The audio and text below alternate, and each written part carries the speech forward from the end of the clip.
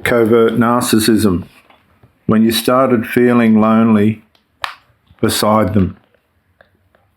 Have you ever sat beside someone you love and felt completely alone?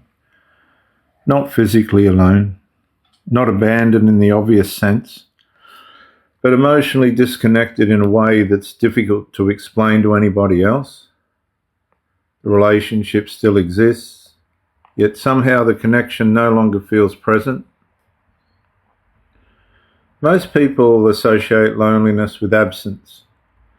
Covert narcissistic dynamics often create something far more confusing: presence without connection. They're still there. The conversations still happen. Daily routines still take place. Shared responsibilities remain intact. And to outsiders, very little appears wrong. But beneath the surface, something important has been disappearing. The emotional bridge. That's right, the emotional bridge.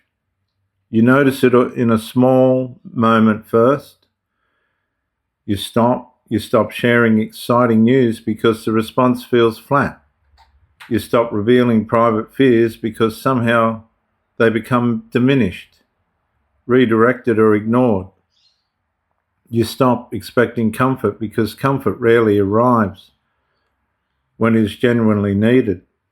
The relationship continues functioning, but it stops nourishing. And this creates a strange psychological tension. You remain close enough to hope, yet far enough to suffer. Every occasional moment of warmth convinces you that connection still exists. Every period of distance reminds you how rare that warmth has become. The cycle keeps the relationship emotionally alive while leaving the deeper need permanently unsatisfied.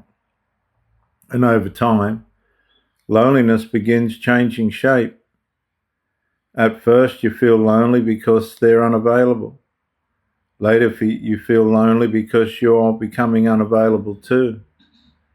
You stop reaching, you stop expecting, you stop believing that being known is possible. The protective walls you once built around disappointment slowly become permanent structures. Your inner world becomes private territory, thoughts remain unspoken, feelings remain untranslated, needs remain hidden. And what makes this stage particularly painful is that many people blame themselves. Maybe I expected too much. Maybe relationships are supposed to feel this way. Maybe this is simply adulthood. But healthy connection does not require you to shrink your emotional existence in order to preserve harmony. The deeper truth is often much harder to face. You're not lonely because nobody is beside you. You're lonely because the relationship no longer feels emotionally reachable. And when emotional reach disappears, companionship slowly becomes coexistence. And the deepest loneliness is not being alone.